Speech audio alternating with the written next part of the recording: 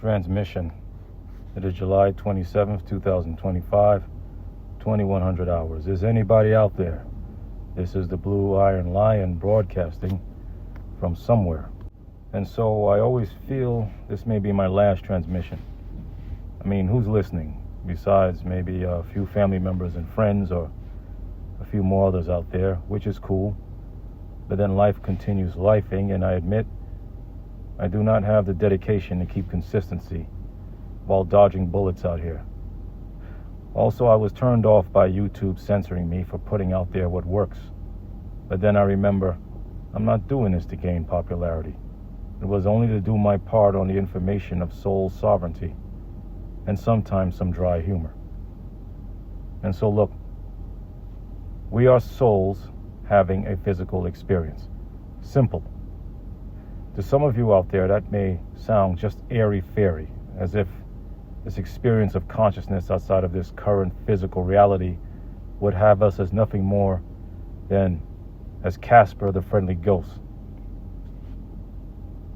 Look, before I go any further, as a disclaimer, let's just call all this a fiction for a book I may write, in case anyone tries to question my sanity, which helps my case, since I actually did write a crime drama book back in the day. That went nowhere, which is cool because it was just about violence. Started in the 90s and I was on a different timing, and by the time I self-published it, I figured I already put too much time into it not to finish it. If I even had the energy to write a book again, it would be straight sci-fi, so that. Now, I've often heard about being outside of the body is as real or more real than anything they can experience on Earth. And I could not really grasp that in the past, right? How could anything be more real than this? Skin, bones, and muscle, and brick walls, right? Until you experience it yourself, you cannot begin to.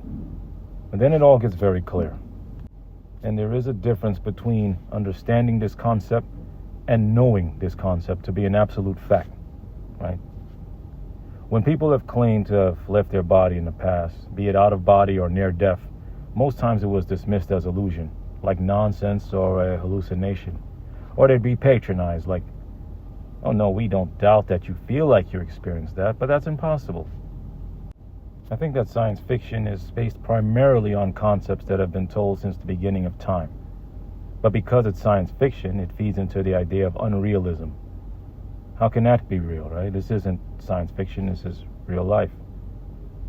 And so I'm sure you've all heard the expression, your higher self, right? So what if your higher self is the version of you where, like, outside of this reality, there's no concept of time. There is no time barrier, right? So what if your higher self is you at the end of all of this, right? You live to be 100, your life has ended, and everything that makes you you, all the wisdom you've accumulated from all your years yet experienced, is able to look back on your life. Now, look at you. Your higher self can see forwards and backwards in time then. It knows how this begins, it knows how this ends. And your higher self wants to order your steps to change the reality for the better into something that you down here, or your higher self, would have wanted to experience on Earth. But in order for your higher self to order your steps, you down here would have to be open to receive intuitive downloads from your higher self because of the contract of free will here. That way, the synchronicities can appear in your life for you, down here, to step into. Almost like a video game, right? The game of life. Except, that line of divine intervention is blocked because of dogma or indoctrination. I'm just saying, what if? Right? That's a concept that hit me recently. Like I said, there are truths that I have, and then there are theories that I'm not 100% sure on, but based on life's observation, seem very plausible. And then, right, like most people, it's said around 85% of the population, by the time they incarnate here into this body, they've kind of been indoctrinated through everything. Religion, how to be, whatever, values, and so on. And you're in an imperfect body. You, the soul, are perfect, but your body is imperfect. You may incarnate into a body that's been programmed to follow certain impulses like laziness, procrastination, right, or other traits. Things that you know, as a soul, you would never do. These bodies have been pre-programmed through DNA. It's deeper than I can explain in this short transmission.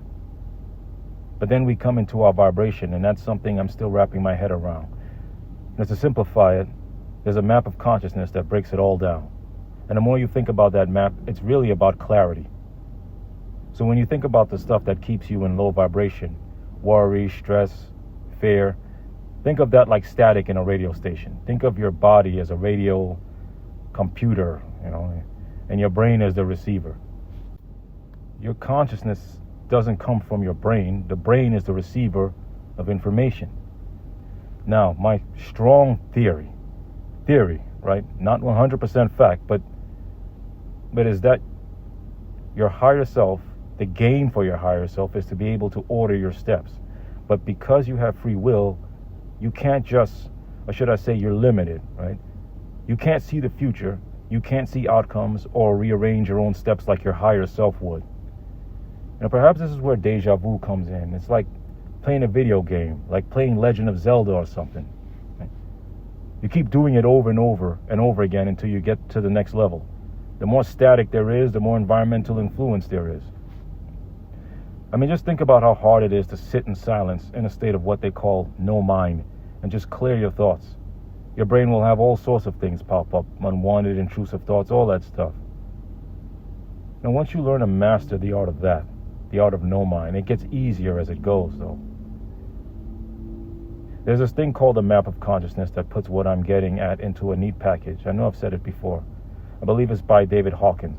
I've got to double check that name. It talks scientifically about different levels of consciousness, the lowest being things like greed, craving, fear, and higher levels, being things like neutrality, trust, serenity. I trust things to go well, right? Understanding, reason, and the higher you go, the better the synchronicities. I've tested this myself. I was skeptical. As open-minded as I am, I was still skeptical. But experience is undeniable. As I started to practice these things started to open up. I started to experience hints of synchronicities, right? Then you go above that to joy and peace levels that I personally don't think are sustainable here because of the way this place is set up. But the more you can tap into them, the better. There are levels to it. And there are other columns on this map of consciousness that brings it all home. But in the interest of not losing those I haven't already lost, I'll just keep it as basic as possible. When I analyze it, when I overstand it, it's just different levels of clarity. Let's take a high emotional state like serenity, something I try to practice. It's not easy. Let's take no mind, where everything is just clear. You try to stay as clear as possible. Right? I feel that's entry-level godhood. Of course, if you're in a higher realm, you could sustain this indefinitely, much longer. What I found is that the longer you practice a higher emotional state, things seem to get a bit easier in life and tends to automatically boost you into a higher state, if you're ready. So there's your view of God, your view of yourself, and your predominant emotional state. My view of God, I'm not even going to get into that, but those who know. It all seems to feed into each other, but it always comes back to different levels of clarity. The higher you go, the more clear your mind and your soul become. And the clearer your soul is, the more your higher self can begin to order your steps. It's like your higher self is the version of you that can see all of time. And it's like, oh, thank God the you now in this incarnation, he finally gets it. Here, look, I put this in front of you. Grab this. You're more receptive. That's what it seemed like to me. Even if you're not comfortable saying that you can see yourself in that position of power, or I don't want to offend God, then you can say that God's self is ordering your steps in that way. So that's how I see it. It's all connected, the soul, the body. Okay, which brings up the next topic, the other side. Theory, right? It's all a matter of how aware you are when your consciousness leaves your vessel, which is usually held down by the electromagnetic field of the pumping of your heart. There's enough information out there now in this information era about OBEs and NDEs and the science and studies being revealed. I don't have to go over all of that just to talk on the other side. Yeah, but here's my other strong theory I have, based on everything I've gathered. Now, I believe that reincarnation is the biggest danger anyone can face, of losing oneself permanently. I could be wrong. Who knows? Maybe when we decarnate, we're this big schizophrenic entity that remembers being a cowboy, a seamstress, and an army ranger. However you want to put it, or an axe murderer. Right? Something like that. Now, to me personally, you just cannot be sovereign if you're not yourself. I'm sorry. Our experiences make up who we are. And I think that's what all this indoctrination is for, personally. As far as my understanding, that's what I see. That's just my theory. And this is why I don't condone anyone unaliving themselves, because another thing I am certain of is that the other side is also full of deception to an untrained soul. Right? I've always heard that unaliving oneself is bad because we don't want to go to hell, which I imagine is a big enough deterrent. Fire and brimstone for all eternity, my gosh. But the reason I feel truly is like this, okay? We are limitless on the other side. Whatever we perceive becomes reality. So if some entity, based on your indoctrination or fear, wants to tell you, hey, come with me, or you will do this, or it's your job to do this, or you've got to do this over again. Right? You've got to come now back as this person or that, so you can experience that and this, never ending, and you lose yourself. And without knowledge, you come back here under the veil of forgetfulness. Yeah, to me, that's true death. Once you decarnate from here, no one can make your soul do anything.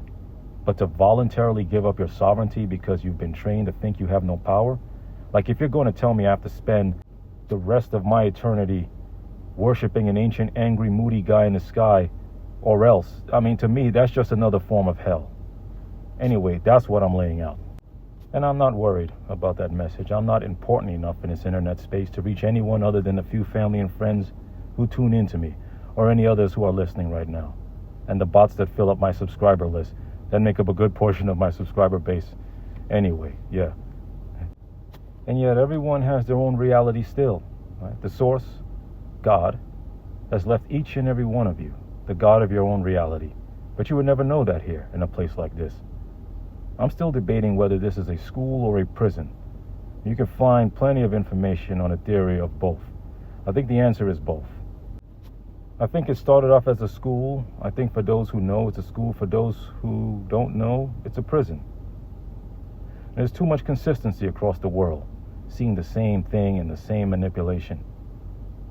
It's like the prison planet theory, where you've been trapped here and your higher self is trying to reach out to you. They could all be some sort of game, for all I know. Still, the conclusion I've reached is that this place is about taking away our sovereignty. We know for a fact that the body is temporary, and it might as well be the most advanced computer. That I do know. And so when you have people who say this is all there is, the ones that have their bodies, like, it's even extreme, like the guys at their funerals have their bodies propped up saying they're still standing because the physical shell is everything that represents them, symbolic. Or I'm going to be buried in this $100,000 mansion as my resting place. Because to them, the body is all. They don't understand. That's why I say cremate me when my time comes. I have zero, when I tell you, I have zero, absolute zero fear of death. I do not believe death even exists. But what I do fear is leaving here without leaving something for those I care about.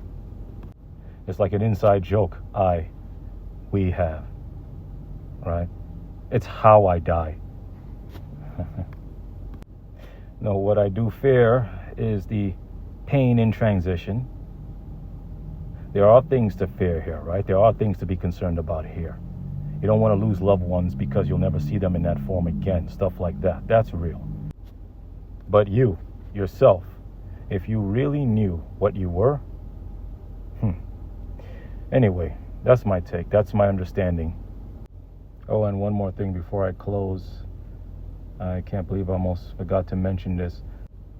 But when I speak of clarity and no mind, I'm not talking about suppression of emotions, right? Where you try to hold it in and stay stoic. That can do more harm than good. It's like you're keeping it in.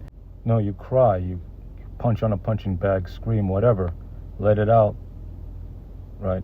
And then that way you let it out of your system. And when it comes to When I talk about no mind, it's about keeping clarity. It's about not letting things attach to you before it gets to that state. Some type of practice, but anyway. For anyone out there that cares to listen, end transmission.